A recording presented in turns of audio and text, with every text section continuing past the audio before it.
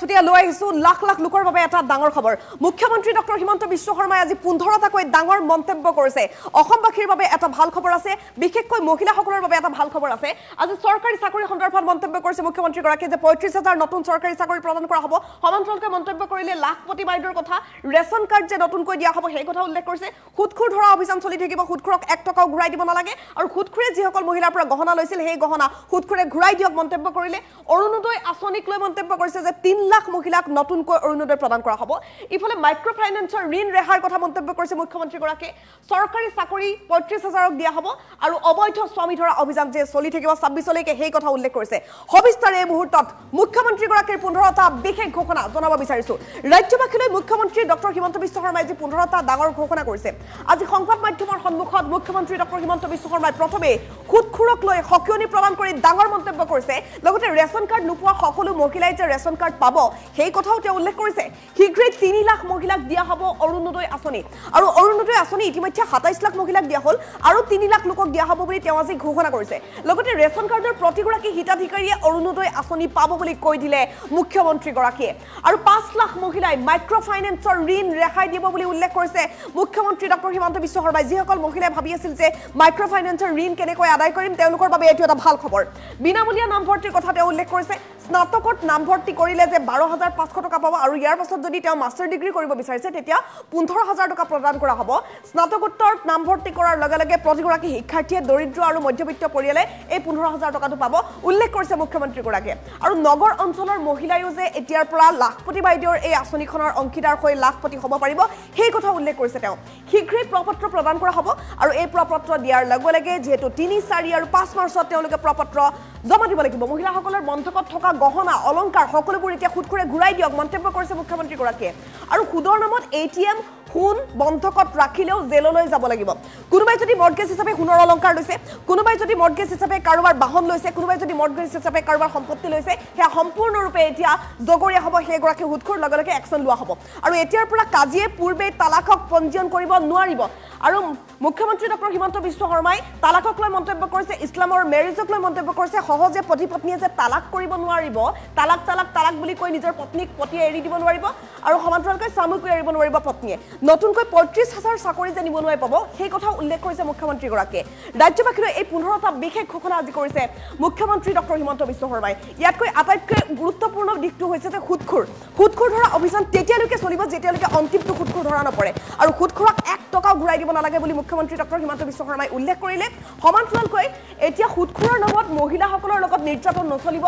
মহিলাসকলৰ লগত অনিয়ম নচলিব মহিলাসকলৰ গহনা যদি কোনোবাই মৰ্টগেজ হিচাপে দিছিল সেই গহনা ঘূৰাই দিব লাগিব বুলি মুখ্যমন্ত্ৰী গৰাকীয়ে আজি মন্তব্য কৰিছে সমান্তৰালকৈ লাখপতি বাইদেউৰ আঁচনিখন যে চহৰৰ মহিলাসকলেও পাব সেই কথা উল্লেখ কৰিছে মুখ্যমন্ত্ৰী ডক্টৰ হিমন্ত বিশ্ব শৰ্মাই সমান্তৰালকৈ 35000 নতুন চাকৰিৰ কথা তেওঁ উল্লেখ কৰিছে যে নিবনুৱা প্ৰতিগৰাকী লোকক সংস্থাপন দিয়াৰ বাবে ব্যৱস্থা কৰিছে চৰকাৰখনে আৰু অৰুণোদয় আঁচনিৰ কথা উল্লেখ কৰিছে মুখ্যমন্ত্ৰী ডক্টৰ হিমন্ত বিশ্ব শৰ্মাই অৰুণোদয় আঁচনি অবৈধ স্বামী এইকেইটা বিশেষ দিশ আমি উল্লেখ কৰিব লাগিব যে 2026ৰ ভিতৰত অবৈধ স্বামী শেষ হ'ব লাগিব বুলি মুখ্যমন্ত্ৰী গৰাকীয়ে যোৱা বছৰৰ পৰা কৈ আহিছে আৰু যোৱা বছৰৰ পৰা চলি থকা অবৈধ স্বামীৰ যেটো অভিযান অবৈধ স্বামী ধৰা অভিযান যেটো মাজতে বন্ধ হৈ গৈছিল গতিকে 18 বছৰ তলৰ যিসকল নাবালিকা বিয়া পতা অবৈধ স্বামী আছে তেওঁলোকক পুনৰ সাৱধান কৰি দিছে মুখ্যমন্ত্ৰী গৰাকীয়ে অবৈধ স্বামী ধৰা অভিযান চলি থাকিব সমগ্ৰ ৰাজ্যজুৰি তেতিয়ালৈকে চলিব যেতিয়ালৈকে অবৈধ স্বামী শেষ নহয় আৰু চৰকাৰী চাকৰিৰ কথা উল্লেখ কৰিছে যে যেতিয়ালৈকে নিবনুৱা সমস্যা শেষ নহয় তেতিয়ালৈকে চৰকাৰী চাকৰি প্ৰদান প্ৰক্ৰিয়া অব্যাহত থাকিব 1 লাখ নিযুক্তিৰ যেহেতু প্ৰতিশ্ৰুতি দিছিল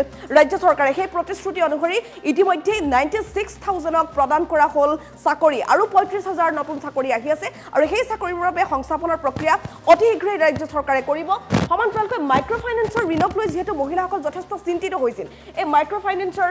ঋণ তেওঁলোকক মাফ কৰি দিয়া হ'ব আৰু 5 লাখ মহিলাৰ বাবে এইটো এটা ভাল খবৰ ৰাজ্যত যিমান 5 লাখ মহিলাই মাইক্ৰ ফাইনেন্সৰ ঋণ লৈ থৈছিল তেওঁলোকৰ ঋণ মাফ হ'ব বুলি মুখ্যমন্ত্ৰী ডক্টৰ হিমন্ত বিশ্ব শৰ্মাই আজি পুনৰ ঘোষণা কৰিছে ইফালে অৰুণোদয় আঁচনি নতুন ৰূপত আহিব আৰু অৰুণোদয় আঁচনি নতুনকৈ 3 লাখ লোকক দিয়া হ'ব আৰু অৰুণোদয় আঁচনি যিটো ৰেচন কাৰ্ড সেয়া সম্পূৰ্ণৰূপে লিংক হ'ব অৰ্থাৎ একেখন ঘৰত য'ত অৰুণোদয় আঁচনি আছে তেওঁলোকে ৰেচন কাৰ্ড থাকিব য'ত ৰেচন কাৰ্ড আছে ত'ত অৰুণোদয় থাকিব অৰ্থাৎ অৰুণোদয় আৰু ৰেচন কাৰ্ড একেখন ঘৰত একেগৰাকী ব্যক্তিৰ ওচৰত থাকিব কোনোবা মহিলাই যদি অৰুণোদয় আঁচনি পাইছে তেওঁ ৰেচন কাৰ্ড থাকিবই আৰু ৰেচন কাৰ্ড লাভ কৰা প্ৰত্যেকখন ঘৰত অৰুণোদয় আঁচনি প্ৰদান কৰা হ'ব বুলি মুখ্যমন্ত্ৰী ডক্টৰ হিমন্ত বিশ্ব শৰ্মাই উল্লেখ কৰিছে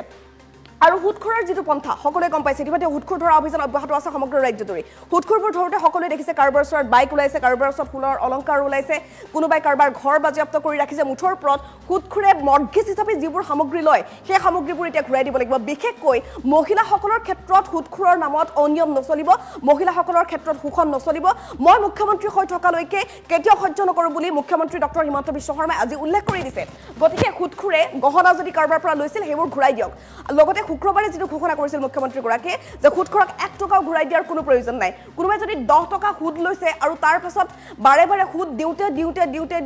যদি 100 টকা পাৰ হৈও যায় তথাপিও 10 টকাটো ঘূৰাবলৈ থাকে এয়া কেনে ধৰণৰ পন্থা মুঠৰ ওপৰত এনে ধৰণৰ অনিয়ম নচলিব মুখ্যমন্ত্ৰী ডক্টৰ হিমন্ত বিশ্ব শৰ্মাই আজি ঘোষণা কৰিছে এই বিশেষ কেইটামান ডাঙৰ মন্তব্য কৰিছে সমগ্ৰ ৰাজ্যবাসীৰ বাবে এটা ভাল খবৰ এই মুহূৰ্তত আমি জনাই আছো 15টা বিশেষ মন্তব্য মুখ্যমন্ত্ৰী ডক্টৰ হিমন্ত বিশ্ব শৰ্মাৰ 1 লাখ চাকৰিৰ আমি ৯৪,০০০ চাকৰি আজি দি সমাপ্ত কৰিলো চাকৰি দিয়া নহয় এটা কোৰ্ট কেছু নহল কোনো মানুহে ক'ব নোৱাৰিলে যে কোনোবাই 2 টকাও ঘোষ লবৰ কাৰণে পাৰিছে এক প্ৰকাৰ আজি আমাৰ ৰাজ্যখনত 1 লাখ চৰকাৰী চাকৰি হল আৰু ৩৫,০০০ চৰকাৰী চাকৰি হ'ব কোনেও ক'ব নোৱাৰে যে ঘোষ তুচৰ কথা আছে বুলি এইবাৰ বাজেটত আমি আকৌ ঘোষণা কৰিছো যে আৰু 3 লাখ মহিলাক আমি অৰুণোদয় দিম তাৰ মানে সৰু গছ এজোপা আমি ইলেকশ্যনৰ পিছ আগত ৰুইছিলো সি এতিয়া বট বৃক্ষৰ দৰে ডাঙৰ হৈছে মোৰ উদ্দেশ্য কি যে যিমান মানুহৰ ঘৰত ৰেচন কাৰ্ড আছে সকলোৱে যাতে একোটা অৰুণোদয়ও পাব পাৰে অৰ্থাৎ ৰেচন কাৰ্ড অৰুণোদয় যাতে একেলগে থাকিব পাৰে অলপ আগতে ৰূপক শৰ্মাই মোক কৈছে যে নগাঁৱৰ কিছুমান মানুহে ৰেচন কাৰ্ড পোৱা নাই মই কৈছো তাকো আমি দিয়াৰ ব্যৱস্থা কৰি দিম কোনো অসুবিধা নাই যোনে ৰেচন কাৰ্ড পোৱা নাই তাক আমি দি দিম শ্ৰদ্ধাৰ ৰাইজ ২৭ লাখ পৰিয়ালে আজি মাহত অৰুণোদয় পায় ১২৫০ টকা ৪০ লাখ মানুহক আমি যোৱা মাহত নতুনকৈ ৰেচন কাৰ্ড দিলো মাইক্ৰ' ফাইনেন্সৰ লোনৰ কবলত থকা 12 লাখ মহিলাৰ লোন আমি উভতাই দিলো অহাবাৰ বাকি 5 লাখ মহিলাৰো লোন আমি উভতাই দিম এটাকৈ আমি ইলেকশ্যনত যি প্ৰতিশ্ৰুতি দিছিলো সেই প্ৰতিশ্ৰুতিবোৰ আমি আজি বাস্তৱত ৰূপায়িত কৰাৰ দিশত আগবাঢ়িছো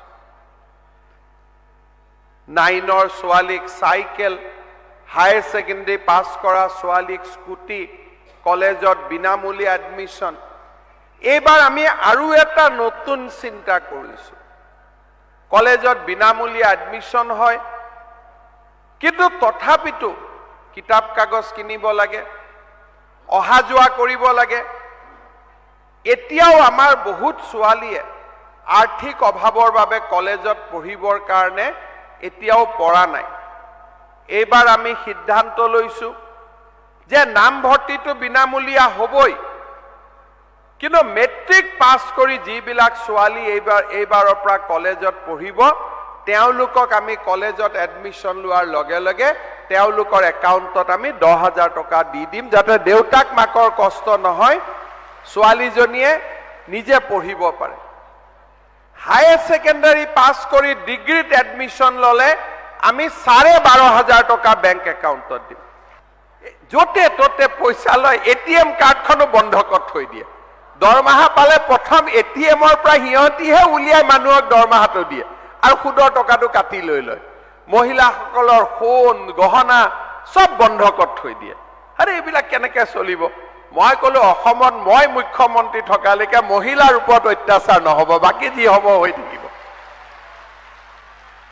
আজি 10-15 দিন হ'ল 144 জন মান সুদখোৰ এৰেষ্ট হৈছে কিন্তু আৰু লম্বা চলিব এইটোকো নোহোৱা কৰিব লাগিব কেইদিনমান আগতে আমি অসমত এই যে কাজিবিলাক আছিলে কাজিবিলাকৰ দোকানখন বন্ধ কৰি দিলো কি কৰে মানুহৰটো বিয়া ৰেজিষ্টাৰ কৰে লগত তালাকটো ৰেজিষ্টাৰ কৰি দিয়ে মই কৈছো আৰে তালাকটো ৰেজিষ্টাৰ কৰাৰ আগতে কমসে কম পত্নীগৰাকী কেনেকৈ চলিব তাৰটো খবৰ ৰাখক একো নাই, অশোক স্তম্ভ লগোৱা চকী এখনত বহি থাকে, বিয়াও ৰেজিষ্টাৰ কৰে, তালাকো ৰেজিষ্টাৰ কৰে, আকৌ বিয়া পাতে, আকৌ তালাক দিয়ে, আকৌ বিয়া পাতে, আকৌ তালাক দিয়ে। এটা মই কৈছো এইবিলাক কামো নহব। 1 লাখ চাকৰিৰ আমি ৯৪,০০০ চাকৰি আজি দি সমাপ্ত কৰিলো। চাকৰি দিয়া নহয়, এটা কোৰ্ট কেছো নহল, কোনো মানুহে কব নোৱাৰিলে যে কোনোবাই 2 টকাও ঘোষ লবৰ কাৰণে পাৰিছে। এক প্ৰকাৰ আজি আমাৰ ৰাজ্যখনত 1 লাখ চৰকাৰী চাকৰি হল আৰু ৩৫,০০০ চৰকাৰী চাকৰি হব, কোনেও কব নোৱাৰে যে ঘোষ টোচৰ কথা আছে বুলি। এইবাৰ বাজেটত আমি আকৌ ঘোষণা কৰিছো যে আৰু 3 লাখ মহিলাক আমি অৰুণোদয় দিম। তাৰমানে সৰু গছ এজোপা আমি ইলেকশ্যনৰ আগত ৰুইছিলো, সি এতিয়া বট বৃক্ষৰ দৰে ডাঙৰ হৈছে। মোৰ উদ্দেশ্য কি যে যিমান মানুহৰ ঘৰত ৰেচন কাৰ্ড আছে সকলোৱে যাতে একোটা অৰুণোদয়ো পাব পাৰে, অৰ্থাৎ ৰেচন কাৰ্ড অৰুণোদয় যাতে একেলগে থাকিব পাৰে। অলপ আগতে ৰূপক শৰ্মাই মোক কৈছে যে নগাঁৱৰ কিছুমান মানুহে ৰেচন কাৰ্ড পোৱা নাই। মই কৈছো তাকো আমি দিয়াৰ ব্যৱস্থা কৰি দিম, কোনো অসুবিধা নাই। যোনে ৰেচন কাৰ্ড পোৱা নাই তাক আমি দি দিম। শ্ৰদ্ধাৰ ৰাইজ,